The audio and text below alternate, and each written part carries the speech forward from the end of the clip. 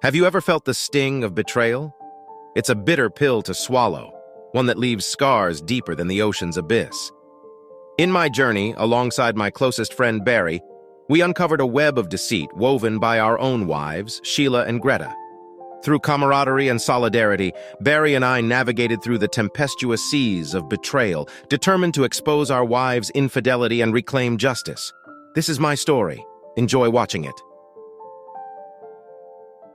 It was one of those Sunday mornings when I simply desired to visit Home Depot and pass the time. I was aware that I should have been attending church, but this alternative seemed much more enjoyable. I didn't really have any specific needs, but since I had a strong dislike for golf, this seemed like the best way to spend my time. Hopefully, by the end of the year, there would be a sale on grass and seed. 2 years ago, I managed to purchase 4 bags at a quarter of their regular price. John, it's a pleasure to see you here. Barry Bartell was a friend of the family, not extremely close, but close enough to have a cup of coffee and a chat with, even though I hadn't seen him in nearly a year. Coincidentally, Barry's wife, Greta, and my wife, Sheila, were departing tomorrow morning for a week-long Caribbean cruise. Since Barry couldn't take time off work to join them, Sheila decided that I should stay home with the children so that she and Greta could enjoy their seaside vacation together. She insisted that I would be the third wheel. Additionally, the 2 ladies could save money by sharing a cabin. I wasn't thrilled about it, but I didn't want to argue. I'm sure you can all see where this is heading. After exchanging quick greetings, we began to wander around the pest control department. John, I'm sorry to hear that you couldn't take time off work for the cruise. I was really looking forward to it. What the heck? He was the one who couldn't get time off. What was he anticipating? Oh, Barry, I've already taken a week off. I'll use the time to paint the kitchen while the ladies are away. Sheila informed me that you couldn't take time off work. I work for my father, John. I can leave whenever I want. I was getting ready when Greta told me you couldn't make it. Barry and I stood there, silently looking at each other.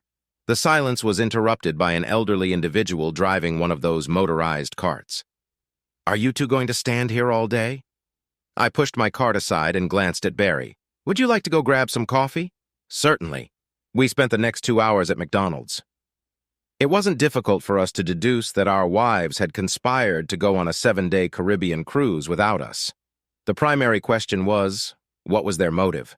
We both avoided addressing the obvious until we reached our breaking point. It was akin to the well-known metaphorical elephant in the room. Eventually, I took the initiative. So, Barry, are they bringing along 2 men, or are they intending to meet a couple of strangers? He hesitated to respond. I suppose he didn't even want to entertain the possibility of potential answers. John, would you like a Danish pastry? He wasn't intentionally evading the question, but I sensed that he was attempting to postpone it. I nodded in agreement and also picked up my empty coffee cup. 5 minutes later, we had 2 freshly baked buns and 2 steaming cups of coffee. John, I can't fathom Greta engaging with a stranger, so we'll have to arrange some sort of pre-planned encounter. I hate to admit it, but I concur. I fail to comprehend why they would embark on a trip to engage in such activities. Wouldn't it be simpler to find someone nearby? Perhaps it would. I'll be frank with you. I don't keep tabs on Greta's actions or whereabouts. I have always trusted her and never considered the possibility that she might be involved with someone else. Why would 2 mothers with school-aged children even contemplate such actions? We both attempted to take a sip of our coffee, but it was scorching hot, forcing us to abandon the attempt. We set our cups aside and gazed out the window. John, it's likely a couple of men from their workplace. Sheila and Greta were employed at International Casualty Insurance. Barry's statement seemed logical. Is there anything we can do to prevent this? Barry, if they are comfortable enough with these men to go on a cruise with them, we are probably already too late. What do you mean? Do you think they have already been unfaithful? I hate to say it, but I'm beginning to think so. Barry stood up and walked over to the service counter. A minute later, he returned. Damn it! They charged 27 cents for a glass of ice. Why did we even come here? We each added some ice to our scalding coffee for a few moments. Neither of us uttered a word. John, now that I think about it, Greg has been working extra hours a lot lately, both in the evenings and on weekends. I hadn't really considered it before. I must admit, I'm starting to see your point. I won't prevent Sheila from going, but I won't just sit idly either. I finished my Danish pastry and disposed of the remaining coffee in the trash bin.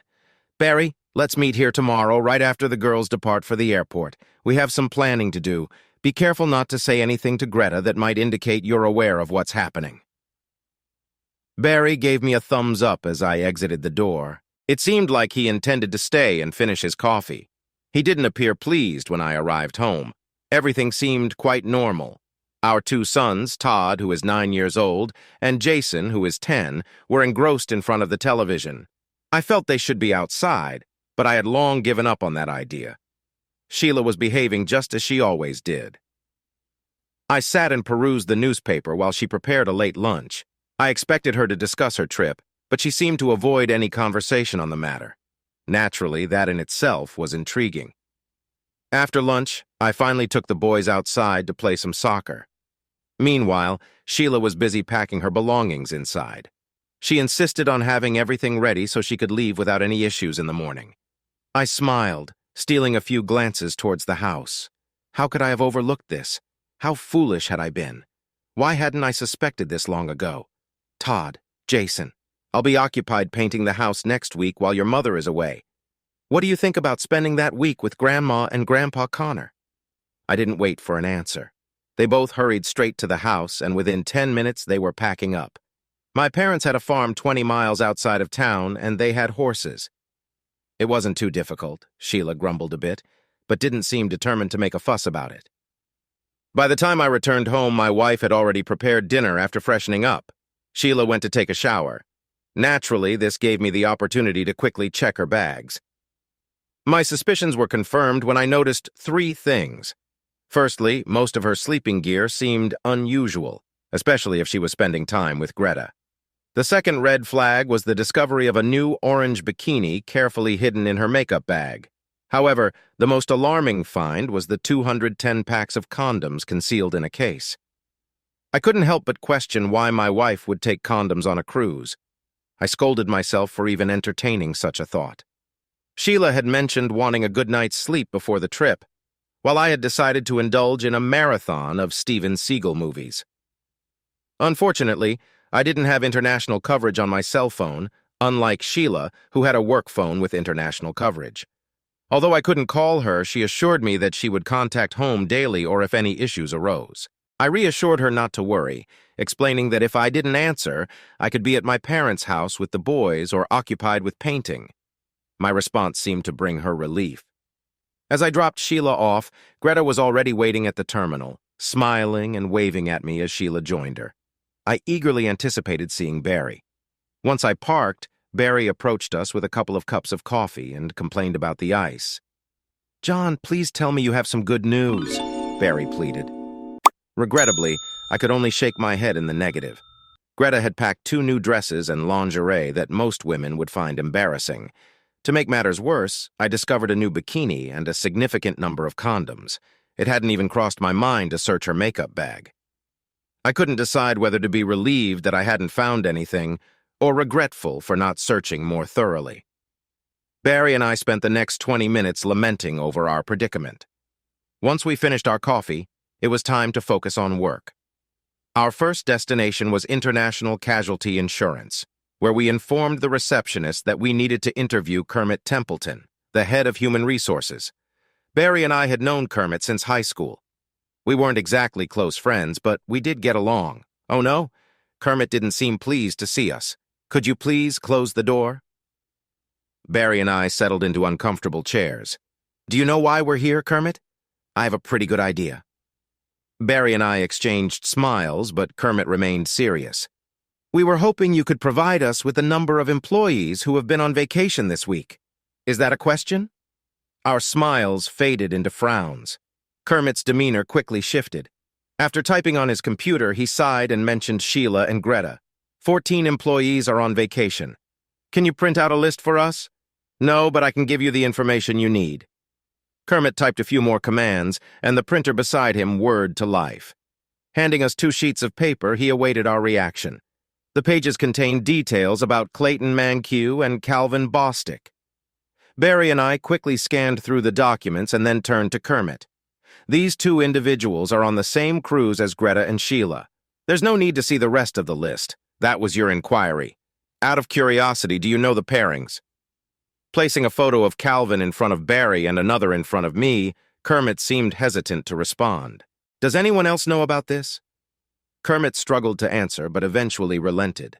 Everyone is aware. I thought the company had a policy against such situations. Yes, but it only applies if there's a complaint. And then what? Usually just a warning. And if we push for more, you're not planning to complicate things for me, are you?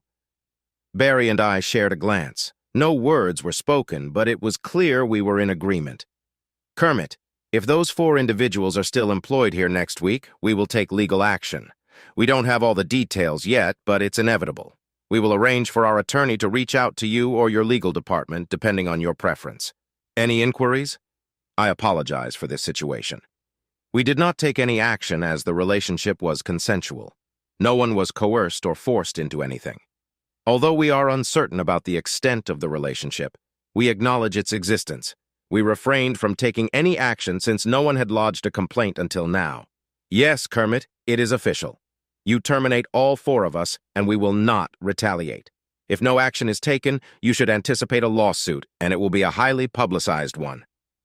Barry and I made a stand before we departed. We shook hands with Kermit as we exited through the main entrance. Barry glanced at me. So what do we do now? I believe we should meet with the lawyer first. Then we can have lunch and proceed to the local travel agency. As we parked the cars and headed towards the lawyer's office, Barry suddenly halted. I looked at him and shrugged. What's the matter? John, what exactly are we going to ask the lawyer to do for us? What do you mean? Well, I think once we step through that door, it will come at a significant cost, and all we'll end up with is a lighter wallet. We will be divorced. We will be free from those unfaithful women. Ponder on it. We will be obligated to pay both of them alimony. We will be compelled to continue making mortgage payments. We will be forced to relinquish custody of the children and subsequently pay child support. All the unpaid bills will be piled onto us, and the court will likely mandate that we provide our wives with credit cards and cell phones. By the time it concludes, we will also have to finance our children's college education. And what do we gain from it? Nothing, as far as I can discern. Why on earth would any rational person choose to get a divorce? The only reason I can think of is to maintain contact with his children. That's the entire trade-off. Damn it, Barry. I love my kids. I don't want to lose them. I understand exactly how you feel. I would be devastated if I couldn't see my daughters again. However, I don't want to suffer financial ruin simply because my wife was unfaithful. After the events that transpired, the most just course of action would be to entrust the children to our care and hold them accountable. However, it seems highly unlikely that such a resolution will ever come to fruition, does it not? I can't help but feel as though I am being coerced. Both of us stood in silence amidst the parking lot. John. Who on earth is responsible for creating these unjust laws? It is incredibly unfair. We turned and made our way back to our respective cars. Barry. I must admit that Sheila is an exceptional mother. If I were to have children, I doubt I would be able to match her level of competence. Yes, I understand. The same can be said for Greta. She is a devoted mother, and the girls adore her. It pains me to say it, but she would make a better parent than I ever could, despite her infidelity. We both remained silent, leaning against the hood of my car. I absent-mindedly kicked at the fine gravel beneath my feet, while Barry fiddled with the zipper on his jacket. John, would you like to go grab some ribs? We shared a full portion and indulged in 3 beers each. To pass the time, we switched to coffee and savored servings of banana pudding. Once we had sobered up enough to drive, we made our way to the reputable Good Times travel agency. Nancy Rayburn, an old family friend who had now become a former family friend, was the proprietor. Everyone within our circle of friends and family relied on Nancy's expertise to plan and organize their trips. Loyalty was the sole reason she managed to stay afloat in recent years, as the internet had virtually wiped out her competition. As we entered the premises, it was evident from the expression on her face. She didn't need to vocalize it. Barry and I took our seats, wearing smiles as we observed the instrument of our downfall. The other 2 agents seated beside Nancy promptly excused themselves for lunch. One of them had a brown bag resting on his desk. It was clear that everyone in the office was aware of the situation and attempting to distance themselves. We waited in silence, refraining from uttering a word. Nancy smiled, attempting to find comfort in her chair to no avail. Eventually, she could no longer contain herself. "How may I assist you gentlemen today?" Barry and I exchanged glances and let out a loud giggle, audible enough for Nancy to hear. I leaned in closer and spoke in a hushed tone. "You have a mere 5 minutes to divulge everything, or we will create such a commotion that the authorities will have no choice but to treat your office as a crime scene. Come on, gentlemen, cut me some slack. I won't disclose anything more than what your wives have already shared with you. You wouldn't do anything foolish, would you?" Barry stood up and turned towards the entrance of the office. 2 other agents and a couple planning a trip were present. "Listen up, everyone. I suggest you vacate the premises for a few minutes as we will be rearranging the furniture." "John, Barry, hold on. Hold on. All right, what on earth do you want? Just don't get me or the office into trouble. I don't need any unwanted attention. Good times. The travel agency was a franchise. Nancy has faced some issues over the past year. She doesn't want any more information to come to light." Barry gestured for everyone to relax and settle back into their seats. "Nancy, who else is accompanying Sheila and Greta? John? There are more than 1,000 passengers on the ship. You understand what I'm asking, Nancy? Who else from International Casualty is on this ship?" "I can't disclose that, Nancy." "In which rooms are Sheila and Greta staying?" "They have reservations for room 113 on the sunset deck." "That's not what I asked, is it?" "Damn it, John, what are you trying to achieve? What do you want from me? In which rooms are Calvin Bostic and Clayton Mankiw staying?" Nancy hesitated for a moment, her concerned expression matching her slight stammer. Just as I slammed my fist on the desk, Nancy and the other 2 travel agents sitting up front jumped back in surprise. The 2 clients silently got up and walked away. "Damn it, Nancy, what room are those 2 in? Answer me now and stop playing games. I swear I'll tear this place apart if I have to." "Bostic and Mankiw are in room 115 on the sunset deck." She uttered the answer, barely audible. Barry leaned across the table, locking eyes with Nancy. "Nancy, Calvin is sharing a room with my wife, Greta." She trembled and attempted to push her chair away from the table. "Responding to your query, Greta and Calvin are currently sharing a room, and Calvin's frustration was evident as he forcefully struck the tabletop. It is confirmed that both Greta and Calvin are in room 113, while Sheila and Clayton occupy room 115. However, I must emphasize that I am not the one responsible for this arrangement. It was ordered by someone else. I simply followed their instructions." Nancy, realizing she had divulged too much information, abruptly halted her sentence. She then proceeded to retrieve the requested documents and handed them over to us.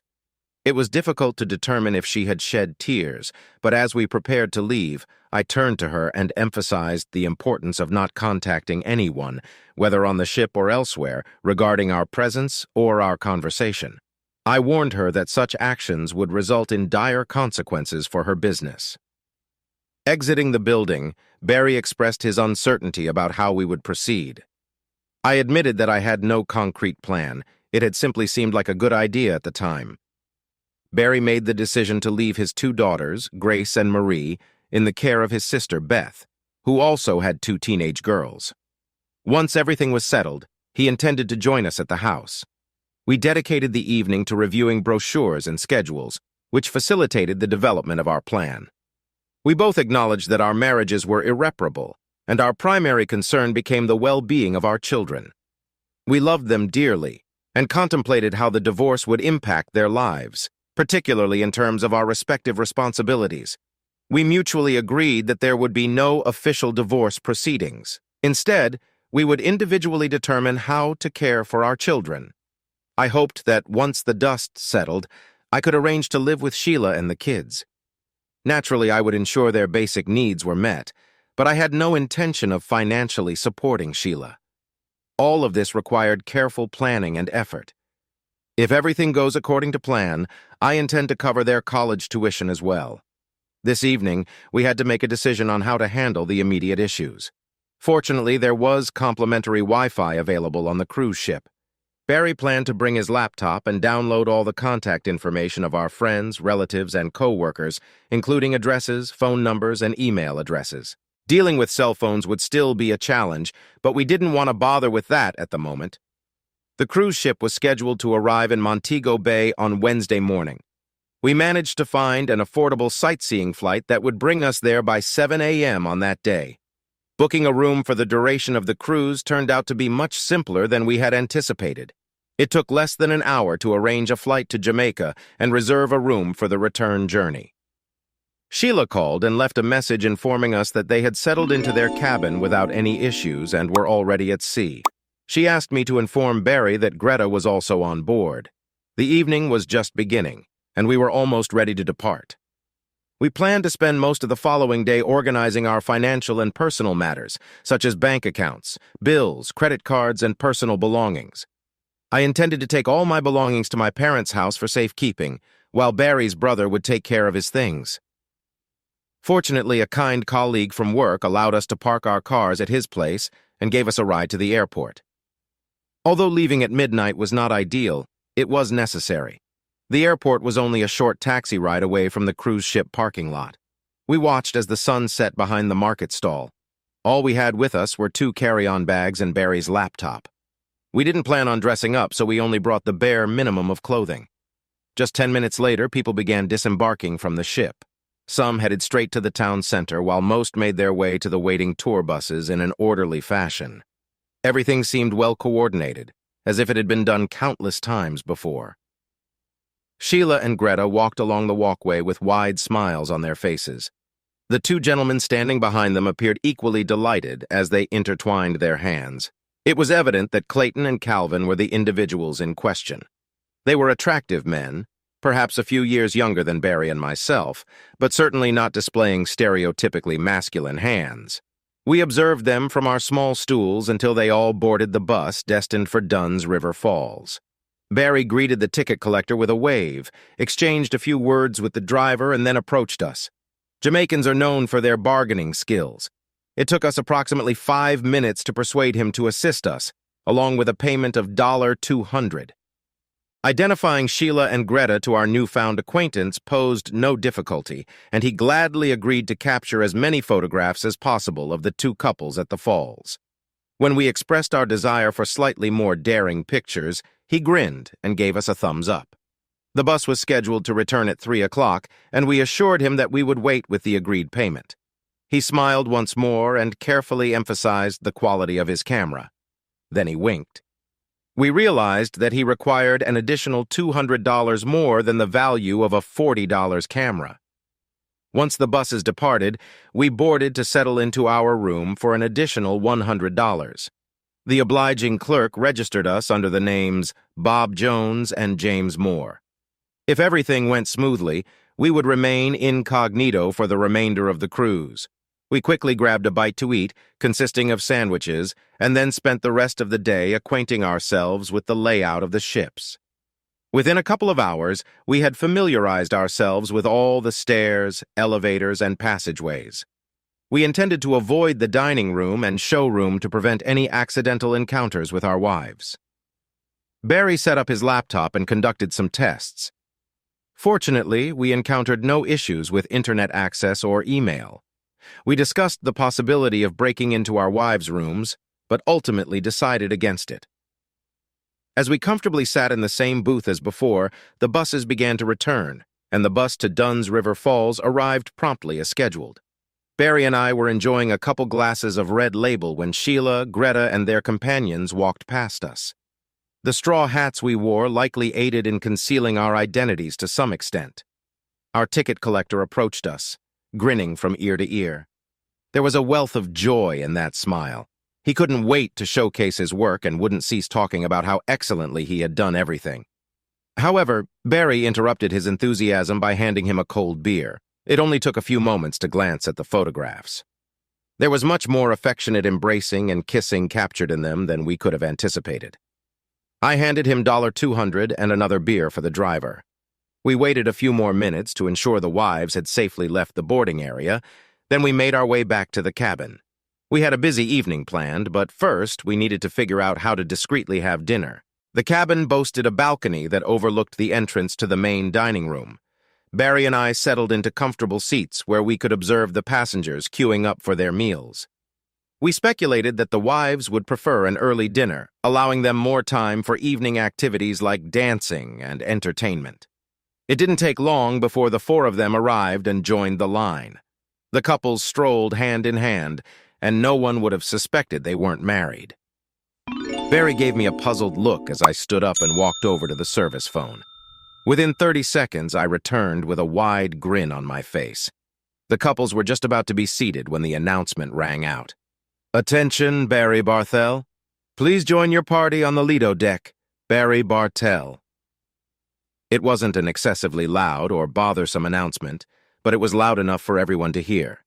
Greta immediately turned her head as if there was an invisible loudspeaker in front of her. She stepped aside to allow the next group of seated individuals to pass by. Greta and Sheila were engaged in an animated conversation, while Clayton and Calvin patiently stood to the side. Suddenly, Greta retrieved her cell phone and dialed a number from her speed dial. After 30 seconds, she shook her head, indicating that there was no answer. Sheila followed suit and made the call. After Sheila's call went unanswered, both attendants grew concerned and proceeded to enter the dining room. John, that was truly impressive. I would give anything to have overheard the conversation during that meal, despite how childish it may have sounded. We exchanged greetings and then headed to the sunset deck to enjoy tacos and margaritas. An hour later, we returned to our room, ready to begin our work. Today was a crucial day, as we were scheduled to arrive in Cancun the following morning. Neither of our homes received any response when we tried calling, and no one was aware that we were out of town, even if they had attempted to contact us. Whether it was my parents or Barry's brother, there was no way for them to know our whereabouts. We transferred all the pictures from Dunn's River Falls onto the laptop. Some of the photos captured all four of us, while most depicted couples. A few of them showed intimate moments, with Sheila sporting a new orange bikini that seemed to have caused a few wardrobe malfunctions on our way to the falls. Each time she would giggle. Although a video would have been ideal, we had to make do with what we had. Barry created a collage page featuring the best dozen shots. Naturally, Clayton and Calvin appeared in all of them. Each of us selected our favorite photo, which Barry then included in an e-card. The message read, "Having a great time. Wish you were here." By 9 o'clock, we had sent out over 200 emails. I was astonished by the number of friends, family, and social contacts we had collectively. Naturally, everyone at International Casualty received a set of photos. The sky deck was incredibly windy and nearly deserted. Barry and I managed to find a quiet, secluded corner where we enjoyed 3 long-necked beers, reveling in the success of our first day. We had no clue what we would do the next day, but since the page trick had worked so well, we decided to give it another shot. We retired to bed early. The ship offered an abundance of fruit, danishes, and coffee for breakfast. We purposely avoided the main dining areas and the most crowded common spaces. Instead, we utilized the service stairways rather than the elevators. Barry and I were enjoying a refreshing rum drink with pineapple on the sundeck at the back. From there, we had a clear view of the main pool, which was gradually becoming more crowded. As we sipped on our second drink, Sheila and Greta joined us, settling comfortably into a couple of lounge chairs. However, Clayton and Calvin were nowhere to be found. Uncertain of what to do, we simply observed. At the other end of the deck, there was a bored-looking teenager engrossed in his cell phone. I always found it fascinating how quickly teenagers could send text messages on those devices. I nudged Barry, and together we approached the young guy. We were faced with the challenge of approaching a boy on a cruise ship without appearing strange. It was an awkward situation, but we managed to navigate through it. Eventually, he agreed to let us use his cell phone for a fee of $20. "Hello? Hi, Sheila. It's John. I apologize for not being able to answer your call last night. I tried calling home 3 times, John. Your phone indicates you're calling from Baltimore. I'm sorry, but I had to borrow this phone. You know I can't make calls from mine. Is everything all right, John? Your parents had no idea where you were." "I'm fine, just busy. Are you having a good time?" "Yeah, we're having a fantastic time. It's a shame you couldn't join us. All right, please say hi to Greta for me." Before I let you go, I need to return the phone to its owner. By the way, I wanted to mention that you look stunning in that orange bikini. I don't recall seeing it before." "By what?" John and I burst into laughter as I ended the call and handed the phone back to its owner. Barry and I decided to block Sheila and Greta's numbers on their phones. I gave the teenager another $20 and reminded him to keep our encounter a secret. He thought it was cool and readily agreed. Sheila and Greta were searching all over the ship in an attempt to find me. Sheila tried to conceal herself with a large towel, as if trying to avoid being noticed. It was a foolish move on her part. She attempted to call the number we had used twice, but eventually gave up. Clayton and Calvin arrived a few moments later. Barry proceeded directly to the service phone on the sundeck. Shortly after, he returned to the railing with a broad smile on his face. "Attention, Barry Bartell. Kindly join your group at the shuffleboard court. Barry Bartell. Kindly join your group on the shuffleboard court." Upon hearing this announcement, there was a flurry of activity near the pool. Greta and Sheila swiftly gathered their belongings and made their way to the shuffleboard court on the port side of the yacht. Meanwhile, Clayton and Calvin simply stood there, appearing displeased. We observed our wives intently from above. They waited for half an hour before departing. As they strolled back to their room, Sheila took out her cell phone and made a call. Judging by the expression on her face, we realized that the postcards had arrived home. We were unsure of the person she was speaking to, but it was inconsequential. Everyone who knew us as a couple possessed pictures of Sheila and Greta with their boyfriends. They lingered in the middle of the deck for a few minutes, examining the displays on Sheila's cell phone before heading towards the cabin deck. Clayton and Calvin attended the evening dinner without their female companions. They spent the remainder of the evening indulging in drinks at the cabaret bar on the lagoon deck. Barry and I occupied a secluded corner throughout the evening, enjoying beer and pizza. They never noticed us. We contemplated whether we should move closer to eavesdrop on their conversation, but ultimately decided against it. Our wives never made an appearance. Around midnight, both of them left the bar in an inebriated state. Several crew members had to assist them back to their cabins. We never discovered how they slept, but it held no significance to us. We were on the sun deck, relishing a breakfast of fresh fruit and coffee, when the Diamond Sunset docked in Cancun. Most of the passengers gathered on the promenade deck, eagerly awaiting the day's festivities. We had yet to determine our plans for the day. It seemed rather foolish to us to attempt to follow two couples while they were ashore. However, it was inconsequential as Sheila and Greta were among the first to disembark from the ship with their luggage. They weren't embarking on a day trip, but rather leaving the cruise altogether while the other tourists were boarding the tour buses. Sheila and Greta hailed a cab and quickly departed. Barry and I exchanged a final greeting, unprepared for this unexpected turn of events. We anticipated our wives would locate us soon, considering the boat's limited size. Yet they made no attempt to do so. Clayton and Calvin also exited the ship and boarded a tour bus, leaving us uncertain of their feelings. We savored a leisurely lunch in the sparsely populated dining room. With one more stop before returning to Grand Cayman, we needed to strategize. Perhaps a relaxed lunch in the dining room awaited us later. Despite most passengers being ashore, Sheila and Greta's absence made no difference. The atmosphere became more laid back and enjoyable. The ship was set to depart Canton that evening and reach the Cayman Islands the following afternoon. It seemed like the perfect opportunity for a heart-to-heart conversation. Discussing matters with Clayton and Calvin was necessary, but Barry and I were unsure of what to say. As we entered the formal dining room, we noticed our wives and their partners had secured a table for 4, with 2 empty seats. Barry and I waited until Clayton and Calvin were seated before approaching their table and taking a seat. No one objected or questioned our presence. Introductions were in order. "Good evening, gentlemen. I assume you recognize us," I began. Calvin offered a slight nod, while Clayton's expression revealed his displeasure at our arrival. Their reactions varied, with Calvin appearing apprehensive and uncertain, and Clayton clearly irritated. "Gentlemen, Mr. Barthel and I will not be joining you for dinner. With only 3 days left on the cruise, we felt it necessary to caution you to exercise caution." I noticed Barry chuckling, but I chose not to acknowledge him. Calvin appeared intrigued, while Clayton seemed increasingly agitated. It is worth noting that 222 individuals go overboard on pleasure cruises annually and are never found. After a brief pause for emphasis, Barry and I rose from our seats and exited the dining area. Although we could hear Calvin talking, we couldn't discern his words. We both opted for tacos and beer for our evening meal. Due to the strong wind, we decided against going out on the deck, but the sunset was stunning through the windows of the living room. Well, John, that was quite the spectacle. I'm not entirely sure what you were expecting, but you certainly captured their attention. I'm not sure I did either. Let's reconvene tomorrow and reassess the situation. Unfortunately, things didn't go as planned. Gentlemen, I am Mr. Sorensen. If I may have a moment of your time, please.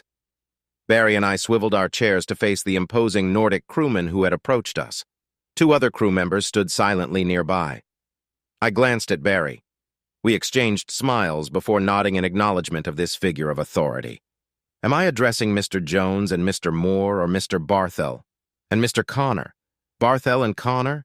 There was no point in concealing our identities. Some of our fellow passengers claimed that you threatened to throw them overboard. Can you provide an explanation for their allegations? No. We did not threaten them. We simply cited statistics on maritime accidents. In fact, we advised them to exercise caution. It was a subtle warning, and you both know it. Why would we do such a thing? The burly Swede, or whatever his name was, gestured towards a quiet corner of the room, and we all followed suit. Gentlemen, did you threaten Mr. Bostic and Mr. Mankey? Barry and I exchanged glances and seemed to reach a consensus on our response. Yes, despite not being phrased as a threat, our words were indeed spoken with that intention. Was there a specific reason behind that perceived threat? Absolutely, and you were certainly a contributing factor to that reason. The expression on his face clearly indicated his anticipation for a more detailed explanation. Mr. Sorensen, Nordic Cruise Lines arranged for these two gentlemen to share cabins with our wives. Throughout the week, Mr. Bostic was with Mrs. Bartell, while Mr. Mankey shared a stateroom with my wife. It appears that Nordic Cruise Lines is hosting a cruise with entertainment at sea, targeting married women seeking to spend time with their lovers. While I understand that you are likely legally protected from such occurrences, the situation appears quite distressing to me. Mr. Connor, I empathize with your frustration regarding your wife's actions, but surely you do not believe that the cruise line endorses or supports such behavior. We pride ourselves on being a family-oriented company and are committed to maintaining that reputation. Barry and I remained silent in response to his inquiries. Although we did have thoughts to share, we opted to remain quiet at that moment. Both of us reclined in our chairs and exchanged smiles. Despite Sorensen appearing slightly flustered, he maintained control of the conversation. Regrettably, we will need to report this matter to the appropriate authorities. They may have inquiries for you. Which authorities, you may ask? We are currently at sea. Aren't you the authorities in this situation, Mr. Connor? Mr. Barthel, I kindly request that you refrain from interacting with Mr. Manque and Mr. Bostic for the remainder of the cruise. Can you assure me that you will not cause any disturbances before we reach Miami? Barry and I nodded in agreement with smiles on our faces. The group departed, leaving us alone in the room. We spent the evening composing emails to various media outlets in the region, embellishing details, and even including photos that we knew could not be published. The following morning, we enjoyed a hearty breakfast in the dining area. Clayton and Calvin were absent during the meal. Later, as the ship arrived at the Grand Cayman Islands, we passed by their cabins and noticed the breakfast dishes left outside their doors. We observed Calvin disembarking with his luggage, bidding farewell to the ship. He left his maid behind. Barry and I decided to spend the day on land, although there wasn't much of interest. However, we did have an enjoyable time swimming with the manta rays. It was a fun experience, although my mind kept wandering to thoughts of the crocodile hunter. Surprisingly, it was the only activity during the entire trip that wasn't driven by revenge. In the evening, we once again relished a satisfying dinner. Clayton was nowhere to be found. It crossed my mind that he may have left the ship after us, but I highly doubted it. Barry had received more than 30 email responses to the postcard we had sent out. Most of them were light-hearted, filled with laughter, but a few were serious and criticized our actions as despicable. We were pleased to discover that our intended audience had received our message. Friends and acquaintances found it amusing. However, our family members responded with disapproval. Sheila and Greta had not sent any messages. Tomorrow we would be returning home, so we made sure to fully charge both of our phones before going to bed. We even sent out 32 press releases, despite our lack of knowledge on how to properly prepare and distribute them. Among those press releases, we made sure to send 2 to Piccolo World Tours, the company that owns the Good Time travel agency franchise. We may have gone a bit overboard in accusing Nancy Rayburn of organizing trips for married housewives to have romantic rendezvous with their boyfriends. We exaggerated the situation to make our point, but we believed she deserved it. The rest of the story ended up in newspapers and was featured on expose TV shows. Hopefully, we will receive some sort of response. It had been a good day, and we had a restful night's sleep. The following morning, we enjoyed breakfast on the Lido deck. Once we finished, Barry switched on his cell phone. I received a single call from my father. We had separated and each made our initial calls since the journey began. "Dad, it's John. I noticed you've been trying to reach me. What's happening?" "Well, son, I assume you have more information about this situation than I do. All I know is that Sheila arrived on Wednesday and took the children with her. You had asked me not to allow her to take them, but I couldn't prevent it. Later, I entered the house, but she was nowhere to be found. The front door was unlocked, so I went inside and searched. Most of her clothes and the children's clothes were gone. It appeared as though she was in a rush to leave. She didn't mention where she was headed. Jason seemed a bit upset about leaving, and I overheard her mention something about Noble's Grove. It seemed to lift his spirits. Sheila's sister, Loretta, resides in Mount Carmel. That's likely where she went. I'll try to find her phone number and give her a call. John, we received the postcard with the photos. Can you explain what's happening?" "I believe it's quite evident, Dad. Sheila decided to go on a cruise with a former colleague. She left me behind to care for the children while she enjoyed the company of another man. What would you like me to do, Dad?" "Did you lock the house?" "Yes, that's all I could think of. Barry and I hadn't planned on returning home immediately, but circumstances have changed. I've decided that Sheila will remain in the house with the children. I have no clue why she left. What are your plans?" "I'm uncertain, but I think I'll be seeing you in a day or so. I'll keep you updated in the meantime. Thank you for calling." I made my way to pour myself a cup of coffee as Barry continued speaking. He appeared displeased. We both assumed that our wives would be returning home to the children, and we intended to reside elsewhere for a few months while we figured out our next steps. Our plan is to seek employment in the Pensacola region. Barry returned with a despondent look on his face. He took hold of a Danish pastry from the buffet table and settled into the chaise lounge opposite me. "Wow, you seem just as thrilled as I am." My travel companion forced a weak smile and hummed. "John, she's gone. Greg has left and left the children with my sister." "What? She left the kids? What did she say?" "According to Beth, she hardly said anything. She thanked Beth for looking after them and then spoke to the girls for a few minutes. Beth mentioned that her car was filled with clothes. I don't know how she found out. I left the kids there. She was alone when she left." "What about the house?" "Beth's husband said no one was in the house. All the furniture and belongings were still there, but Greta didn't live there. He didn't go inside, but I assume all her clothes are gone. Things didn't go as planned for me either. Sheila found out that the boys were at my parents' house and took them from there. I think she went to her sister's in Mount Carmel, but I'm not certain. She took all her clothes and the boys' clothes with her. It seems like my house is empty too." We sat in silence for a few moments. Barry looked at me with concern. "I know. It's early in the morning, but I could use a beer." We spent the remainder of our cruise in the Lido lounge, drinking more beer than we were accustomed to. As the ship departed, we walked up to the railing and watched the weary passengers heading home. We didn't see the Clayton sail, but the place was quite crowded. The friendly bartender informed us that the lounge was now closed, so we made our way back to our stateroom, where we discovered all our belongings packed and lying in the aisle. We were informed that we would be met by authorities to answer for our threatening behavior. We didn't really understand which authorities they were referring to, but it didn't matter. No one escorted us off the ship, and no one was expecting to meet us. It was, to say the least, a letdown. Not that I was disappointed, but we were hoping for a bit of media attention, but none of that materialized. Barry and I took the last two seats in the airport limo van. The cost of one-way tickets back home without prior notice was incredibly high, but we felt like we had no other option. During the return flight, we barely exchanged any words. Our plans had gone awry, leaving both of us feeling a bit down. Barry still had his children, but his wife was no longer with him. On the other hand, I had neither children nor a wife. Coming back to an empty house was far from a pleasant experience. There were no signs or messages from Sheila anywhere in the house or on our phones.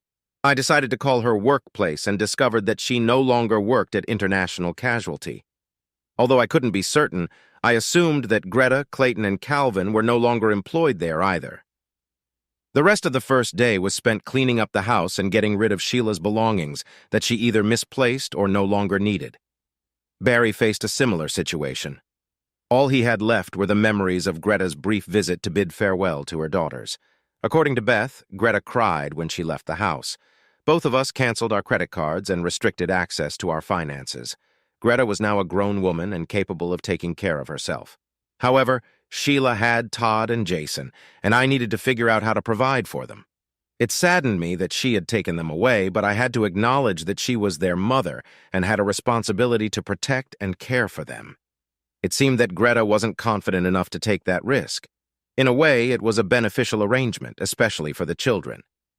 Barry and his daughters had settled into their new home, and things were gradually returning to normal, as one would expect. Beth took care of the girls while Barry was at work and assisted him with household tasks as much as she could. My life, on the other hand, had completely changed. All that awaited me were evenings spent watching TV and eating microwave dinners.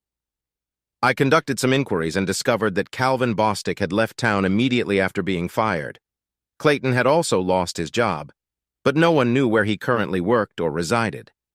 I reached out to Sheila's sister, Loretta, in an attempt to find out what had happened to the kids, but my efforts were in vain. Loretta claimed that Sheila had stayed for one night and then left without informing anyone of her whereabouts. I didn't truly believe her, but I had no choice but to trust her until proven otherwise. Surprisingly, Barry and I had grown apart. He had a family, or at least a part of one, while I had nothing. I attempted to spend time with him and the girls, but it was always awkward. At the start of the new school year, I visited the administrative office at the boys' previous school. I informed them that I wanted to ensure Todd and Jason's school records were transferred correctly. A very kind young lady assured me that the paperwork had been sent to North Shock Hill Elementary School in Frackville 2 weeks prior. She seemed proud to provide me with that information, and I expressed my gratitude. It didn't take me long to discover Sheila's new cell phone number. I had to dial the number 3 times before she finally picked up. Caller ID is a useful feature, unless someone is using it to avoid speaking with you. I didn't prolong the conversation. I asked her to meet me at the food court in Frackville Mall. I waited for over 30 minutes for her to arrive. This was our first contact since her romantic cruise, and I was determined not to mention it at all. I had a large coffee in front of me, but it had turned cold by the time she sat down at the table. We didn't exchange any words or greetings. Eventually, I had to break the silence. I want you and the boys to return to the house. Sheila shifted uncomfortably on the hard plastic seat in the mall. She hadn't grabbed a drink before joining me, so her hands were empty.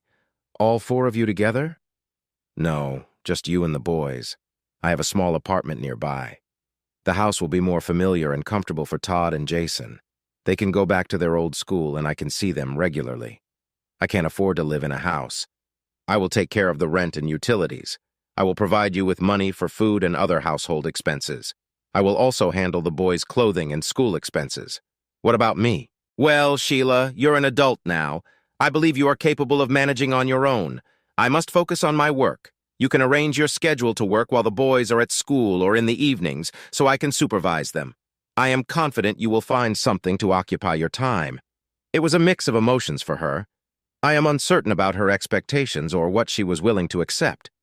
Her eyes scanned the mall as if she was pondering or searching for something. I believe she saw both positives and negatives in this proposition. Very well, I will do it for the boys. You are correct. It will be beneficial for them. When would you like to proceed? I will vacate the premises in the next few days, and you can move in whenever you wish. The decision had been made. The entire conversation took less time than my wait in that uncomfortable chair. For a brief moment, we both sat in silence. "John, is there anything else you wish to discuss?" That was my signal to depart. I promptly rose and placed the empty paper cup on the table. "No, I am uncertain, but I believe I noticed a slight tear in her eyes before I walked away and left them all." Upon glancing back, she was still seated there. The following 6 months passed without any major incidents. Sheila secured a job that allowed her to work while the boys were at school. I would leave them at my apartment on weekends, and she would care for them during the week. Barry received a divorce petition from Greta, or whatever it is called. It was sent from Nevada. His daughters resided with him, and it appeared that they were managing well. I believe his sister and mother were assisting him. Work was progressing better than anticipated. Regrettably, to advance within the company, I would need to relocate. Given the circumstances, I was hesitant to make the move. Christmas was approaching, and then everything fell apart. Upon returning from lunch, I found Todd and Jason waiting for me in the office. "What is happening? Why are you not at school?" The furnace malfunctioned. We were all dismissed. Jason simply gazed at his feet, while Todd began to explain. "When did you all arrive here?" "We returned home first and then decided to come here. The key was hidden under the mat. You could have come in earlier." They were both staring at the floor. "What's happening? What are you concealing?" Jason chose to join the conversation. He spoke rapidly and appeared to be stuttering slightly. "When we arrived home, my mother left her bedroom door ajar. She was inside with that man, Clayton. He was in the bedroom." "Yes, Dad. They were engaging in intimate activities. They were both unclothed and engaging in such activities like what you see on the internet." I remained silent. What could I possibly say? How could I erase that disturbing image from their minds? Jason extended his cell phone to me. I saw the photos. It only took a few seconds to confirm that everything they had told me was true. Todd seemed inclined to mention that Clayton had visited the house multiple times and that Sheila had instructed them not to disclose his presence. She warned them that if I became upset, they would all have to relocate back to Frackville. We conversed for a few more minutes and concluded that the boys should move in with me. I handed them the keys to the apartment and bid them farewell. Subsequently, I proceeded to the Human Resources office. Minot, North Dakota may not have resembled a vacation destination, but there was an immediate job opening, and I was free. After addressing financial matters for a few hours, I made my way back to the house. Sheila must have been at work because the house was deserted. The bed was unmade, leading me to believe she had returned home for an afternoon nap. I hadn't even realized Clayton was still present. Just as I finished loading the boys' belongings into the car, she entered through the front door. "John, what's happening? I thought we had an agreement. Where are you taking all this stuff?" "The agreement is null and void, Sheila. The boys and I are leaving. You can shout all you want, but it won't change anything. You can't keep my boys, John. I won't allow it, and the courts won't allow it either. I'm taking them. If you wish to regain custody, you can go to court and explain everything to them. What is the significance of that?" She stood confidently, with her hands on her hips and a smirk on her face. I placed the final bag on the floor and turned to face my beloved wife. "What did you have for lunch today, my dear? What relevance does that have? Why do you even care? My lunch is none of your concern." She exuded an abundance of self-assurance. "By the way, the heating system malfunctioned at school today. I'm sorry, I don't understand. The school furnace stopped working this morning. All the students were sent home during lunchtime." "I'll ask you again, darling. What did you have for lunch today?" Her bravado vanished and she sank onto the living room couch. She remained silent, just sitting there. I picked up the final bag but paused at the door before leaving. Jason took some pictures. I hope Clayton has health insurance because he'll need it. I let him off the hook last time, but now he'll have to face the consequences. She didn't cry or faint. She simply sat there like a zombie. I made an effort not to slam the door, as I didn't want to spoil the atmosphere. We purchased a small trailer and had everything packed by the end of the week. I drove past Clayton Mackey's house, but the owner claimed he had left that day and didn't provide an address. I decided to deal with Clayton later. I found out that Sheila had consulted a lawyer regarding custody of the boys, but she never attempted to contact me about it. We quickly settled into our new home, and the boys were content with everything. Strangely, they never seemed to miss their mother. About 6 months later, I received divorce papers from Carson City, Nevada. She didn't ask for anything, and I didn't offer anything either. It always bothered me that she didn't fight for custody of her sons. I often think about it, but I never bring it up. I believe it's crucial for the boys to have a mother. Next week, I will begin searching for a mother. Todd and Jason have agreed to assist. Subscribe to our channel so that your second chef doesn't cheat on you. And go ahead and listen to the next story because this story is nothing compared to the next one. If you're under 18, don't even think about listening to the next one out.